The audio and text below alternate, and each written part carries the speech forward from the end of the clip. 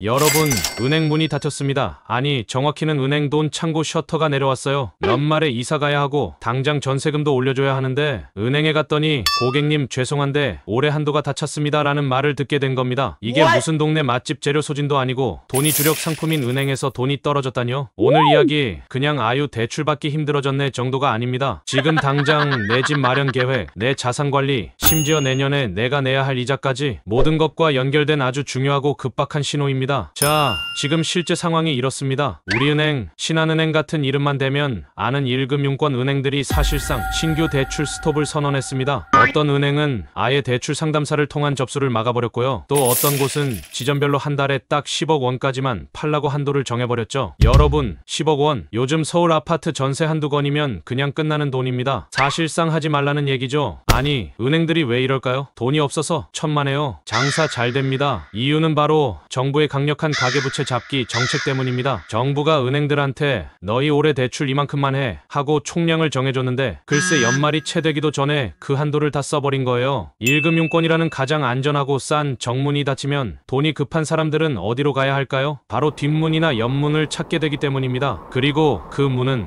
훨씬 더 위험합니다. 그런데 여기서 아주 이상한 점이 하나 나옵니다. 뉴스를 보면 은행 가계대출 잔액이 오히려 늘었다 이런 기사가 뜨거든요. 아니, 셔터 내렸다면서 왜 대출은 늘어나는 거야? 이게 바로 데이터의 착시입니다. 지금 나가는 대출은요, 신규 대출이 아니에요. 몇 달 전에 이미 승인을 받아놨던 대출이 순서대로 지금 집행되는 것뿐이죠. 실제 신규 상담 창구는 꽁꽁 얼어붙었습니다. 정부는 왜 이렇게까지 은행들을 압박하는 걸까요? 최근에 위험 가중치라는 걸 건드렸습니다. 무슨 뜻이냐? 예전에는 은행이 1억을 빌려줄 때 이 정도는 15짜리 솜주먹 정도의 위험이군 이라고 봤어요. 그런데 정부가 갑자기 아니야, 그거 20짜리 돌주먹이야 라고 위험도를 확 올려버린 겁니다. 그것도 당장 내년 1월부터요. 자, 돌주먹을 날리려면 선수가 체력을 더 비축해야겠죠? 은행도 똑같습니다. 더 위험한 펀치를 날리려면 자기 자본 체력을 훨씬 더 많이 쌓아둬야 해요. 결국 은행 입장에서는 아이고 내년부터 큰일 났네, 지금부터라도 펀치 대출 아껴야겠다, 셔터 내려, 이렇게 선제적 조정에 들어간 겁니다. 자, 그럼 이제 진짜 문제입니다. 1금융권 정문에서 거절당한 사람들, 당장 이사 가야 하고 사업자금 필요한 이 사람들 대체 어디로 갈까요? 바로 풍선 효과가 나타납니다. 그 목적지가 어디냐? 바로 자동차 담보대출, 이른바 차담대입니다. 데이터를 보니까요, 정부 규제가 시작된 이후 2달 만에 저축은행에 접수된 차담대 신청 건수가 하루 평균 2200건에서 5600건으로 무려 2.5배나 폭증했습니다. 여기서부터가 진짜 위험한 이야기입니다. 고객님, 차만 있으시면 하루 이틀 만에 비대면으로 오케이, 너무 달콤하죠? 하지만 이 사탕 독이 들어있습니다. 첫째, 살인적인 금리입니다. 저축은행 차담대 상품 금리가요, 연 8%, 많게는 20% 수준입니다. 여러분, 연 20%는 법정 최고 금리예요. 이건 돈을 빌리는 게 아니라 사실상 뜯기는 수준입니다. 둘째, 가장 무서운 겁니다. 내 차가 담보라는 뜻을 절대 잊으면 안 됩니다. 만약 이자 딱 한 번 밀리면 어떻게 될까요? 바로 다음날 차 빼앗깁니다. 경고? 그런 거 없습니다. 내 생계수단이자 우리 가족의 발이었던 그 차가 그냥 사라지는 거예요. 결국 정부가 집값 잡겠다고 1금융권을 꽁꽁 묶었더니 정말 돈이 급한 중저신용자들, 당장 생계가 급한 우리 서민들이 더 위험하고 더 비싼 고금리 시장으로 내몰리고 있는 겁니다. 자, 오늘 이야기 정리해 보겠습니다. 첫째, 정부의 강력한 규제로 인해 연말 1금융권 은행의 대출 셔터가 사실상 내려갔습니다. 둘째, 하지만 대출 수요는 여전했고 이 수요가 저축은행의 고금리 자동차 담보대출로 몰려드는 위험한 풍선 효과가 나타나고 있습니다. 결국 우리가 이 현상에서 기억해야 할 건 딱 하나입니다. 지금은 빚내서 집사라가 아니라 빚 자체를 내지 말라는 시장의 가장 강력한 경고 시그널이라는 겁니다. 특히 차담대처럼 쉽고 빠르다고 유혹하는 대출은 금리가 20%에 육박하고 연체 즉시 담보차를 회수당하는 사실상 합법의 탈을 쓴 사금융에 가깝다는 걸 절대 잊으시면 안 됩니다. 이럴 때일수록 영끌영혼까지 끌어모음 빚투빚 내서 투자는 정말 내 목을 조르는 위험한 선택이 될 수 있습니다. 정부의 이런 대출 압박은 내년에 더 심해질 겁니다. 그렇다면 이렇게 돈줄이 마르는 시대에 이미 대출이 많으신 분들, 혹은 정말 급하게 현금이 필요한 분들은 대체 어떻게 현명하게 이 위기를 넘겨야 할까요? 단순히 아껴 쓰세요라는 하나마나 한 조언 말고요. 다음 영상에서도 따끈따끈한 실시간 뉴스로 찾아뵙겠습니다. 여러분이 잠든 사이에도 일하는 사이에도 바뀌고 있는 진짜 오늘의 돈의 흐름을 놓치지 마시길 바랍니다.